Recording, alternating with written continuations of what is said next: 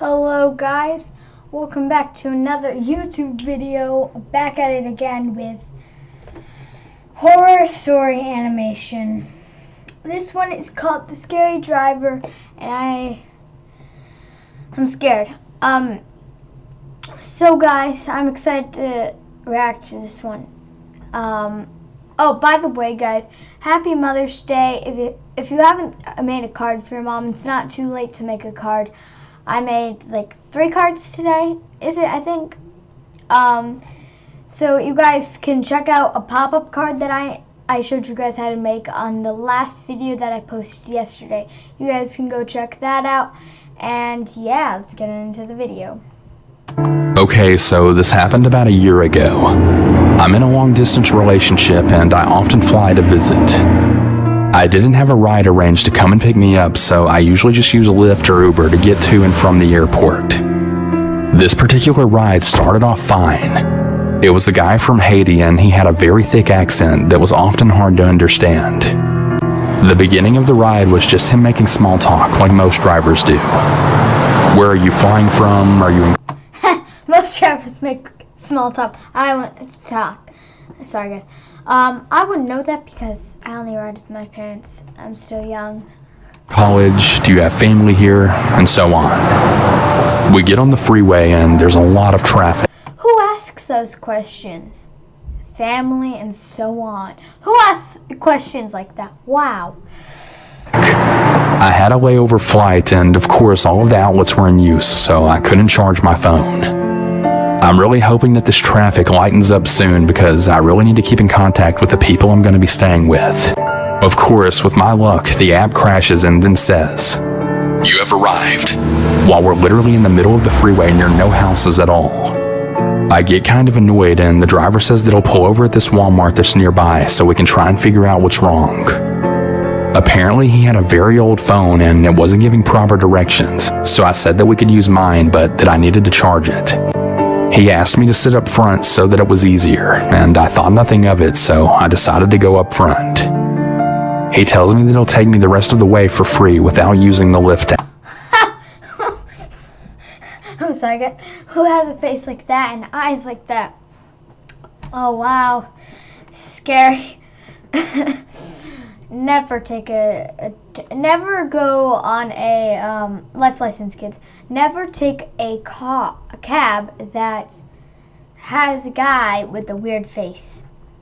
Just kidding, but like a face like this, don't take a ride with him. He could be an alien, guys. I put the address in my phone and we're back on our way. As we're pulling out of the Walmart parking lot, he then decides to ask me how old I am. I told him that I'd just turned 18, and that's when things got kinda weird. He seemed to lighten up at how young I was, which was a bit odd, but whatever. He then asked me a series of questions like, "Why don't you live here? You should move here. You should go to college here, so why don't you? I'm a doctor and Lyft is just a side job for me, so I have a lot of money." This man was at least... But what? I have a question. Aren't all people supposed to blink? This guy's not blinking. I'm confused. in his mid-40s. I told him that I had no money to just randomly move states and start college, seeing as I had just become a legal adult. He then told me, "I can take care of you. I'll buy you a little apartment and a nice car, and I can take you out and pay for your college." I thought that he was joking, so I kinda just awkwardly laughed and then said, "That's okay, you don't need to do that." But he just kept insisting on it, and I was starting to get really creeped out. I really didn't want to jump to conclusions. I thought that maybe he's just not sure how to hold proper conversations since he's foreign or something. About 20 minutes later, we're about 5 minutes away from my destination. My phone kept doing that annoying thing where it's charging then not charging that phones do whenever the charger wires are loose. I had this phone for a really long time, so it did this sometimes. And apparently it hadn't really been charging much at all, and then it died. Since we were so close to the destination though, I told him that I knew the rest of the way. But I'd tell him to turn right and he'd say okay and then purposely turn left or keep going straight. Literally anything but what I told him to do. Well then lady, if you caught on to that, then You should say, turn left. Then I'll turn right. Oh, lady. People, that's what you do if you get in a car with the... Now we're lost because he's literally ignoring everything I'm saying and playing it off as some sort of an accident, and I'm not super familiar with the entire area. I really only knew a small portion of the streets. He tells me that he lives nearby, and I start getting really scared because I think he's going to kidnap me or something. I then let out a single tear. I tell myself to keep it together because usually in the movies, whenever they see fear, they usually get mad or something. So I try really hard to try and make it seem like I'm not totally losing my crap. He finally turns back around, and when we're almost there again, he then starts purposely going the wrong way yet again. At this point, I got my phone to about 5%. He reaches over while at a red light, grabs my phone, and then he rates himself 5 stars on Lyft and also friends me on Facebook. He also puts his phone number in my phone and tells me to call him if I ever need anything and that we should go out sometime. I give a That's the weirdest phone number I've ever seen. little fake smile so he doesn't know that I'm about to crap myself from all of the fear. I eventually get so fed up that I just jump out at another red light and then tell him, "Thanks, but you're really scaring me. Bye." I then call my boyfriend on my 5% battery life and I tell him where I am because I'm really scared and I need him to pick me up. The Lyft driver is now shouting out the window for me to get back in the car, but there's no way in hell I was going back in there to be some man's sugar baby and was also a total stranger. I then decide to go somewhere with a lot of people and wait for my boyfriend. Now, this whole ordeal actually made the ride last about 2.5 hours, and it should have only taken about 45 minutes, even with all of the traffic. Later, I called Lyft and I told them everything. He was supposedly fired, so I guess that's good. Anyway, to the random Lyft driver looking for a young sugar baby to try and kidnap, if you happen to see me again whenever I visit, please just stay away from me. This is our next one. It's called 3 Girls Sleepover Scary Story Animated. So, this is going to give you the chills. Get a blanket. I don't have any blanket, so... My friend Yoko and I went to a girl's house for a sleepover. I didn't know the girl very well. Her name was Emmy, and she was a friend of Yoko's. They went to the same school when they were kids. Emmy was a strange girl. She was very quiet and seldom said anything. Her parents went out for the night and we were left alone in the house. We got changed into our pajamas and sat around trying to tell each other ghost stories. The problem was, we didn't know very many, and the few ones that we did know were kind of lame. All of a sudden, Emmy perked up. "I know a good website," she said. She opened up her laptop and clicked on one of the bookmarks. Why was just such a creepy horror videos? Just go to the dark web. No. Guys, if you're watching this and you just heard me say that, don't go to the dark web. We gathered around her and looked at the website.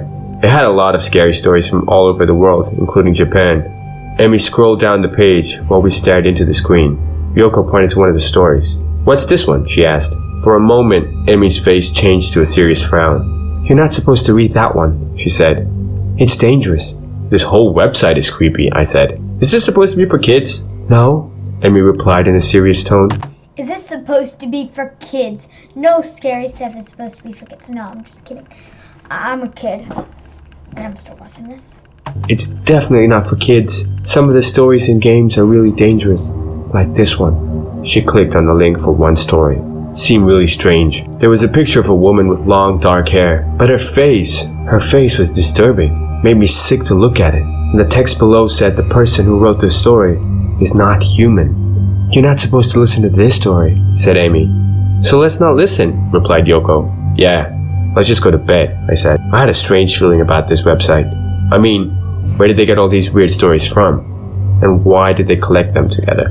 Who would even make a site like this? There's something very unsettling about the whole thing. But Amy didn't take any notice of us. She pressed play on the video and we heard the start of the story. As soon as I heard that weird voice, it freaked me out. I'm already getting really scared, guys. I'm gonna cry. If that guy ends up here, I'm gonna cry, guys. I put my hands over my ears and left the room, and Yoko followed after me. We waited in the bathroom until it was over. I can't remember what the story was about, but I do recall that it was very short. It seemed more like a poem than a story, but it didn't rhyme. When we came back in, Emmy had a strange look on her face. See? Nothing happened, she said. Not long after that, we decided to go to bed because we were very sleepy. Emmy got into her bed and I lay down on the futon beside Yoko. We turned off the lights and went to bed. I always have trouble sleeping when I stay in someone else's house, and in the middle of the night I was awoken by the strange sound of Emmy making small noises in her sleep.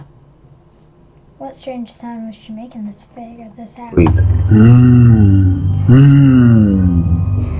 It sounded as if she was having a bad dream. I shook Yoko to wake her up. Maybe Emmy shouldn't have read that story before going to bed, I mumbled. I tried going back to sleep, but Emmy's moans became louder. Then, she started talking in her sleep. How did you find me? She muttered. I nudged Yoko and we both lay there, staying really still and listening to her. How did you know? She muttered. I didn't know if she was talking in her sleep, but the tone of her voice was very clear. I turned to Yoko, wondering what the has happened. Yoko said, must be a weird nightmare. Just as she said that, Emmy suddenly got out of bed. The way she moved was jerky, like a puppet. When I saw that, a cold chill ran down my spine. Emmy had her back to us, and her head was hanging down. Her long black hair was covering her face. She just stood there. Amy's the thing. Amy's the thing. Facing her bed, moaning softly.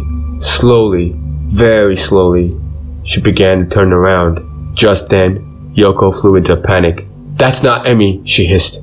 Emmy was still slowly turning. Yoko was staring at her, her eyes wide in fright. I didn't want to look, but I couldn't turn away. I was trembling uncontrollably. In the dim light, I could make out Emmy's face as she turned.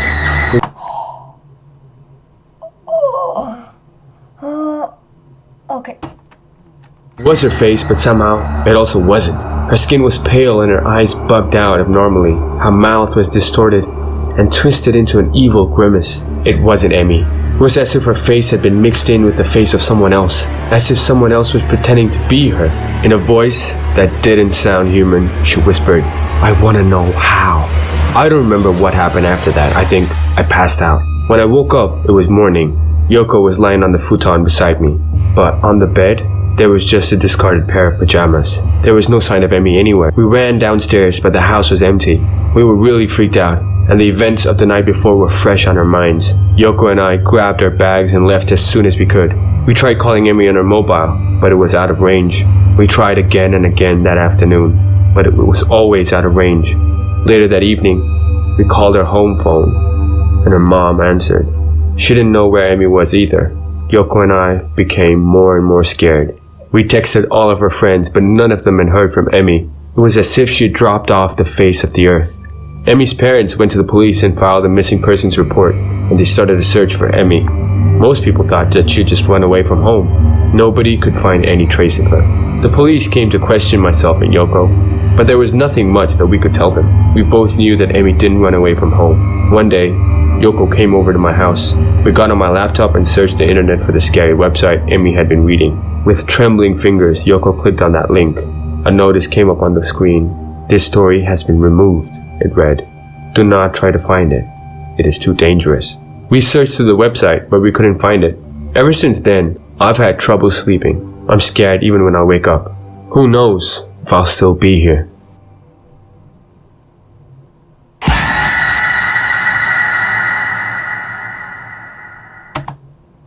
Who knows if I'll still be here. Oh, why? Why? Why would you wonder that? Oh. Because... See, you have nothing. Because if you do wake up, you're alive. Guys, you're alive. You can't wake up dead. Alright guys, well that about wraps up this video for today. I hope you guys enjoyed it.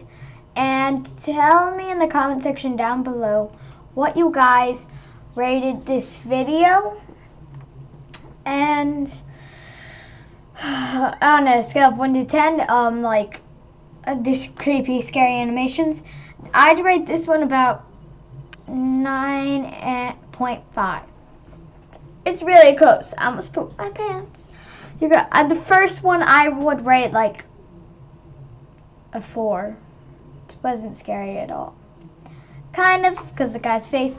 But yeah, guys, this wraps up this video for today. I hope you guys enjoyed the video.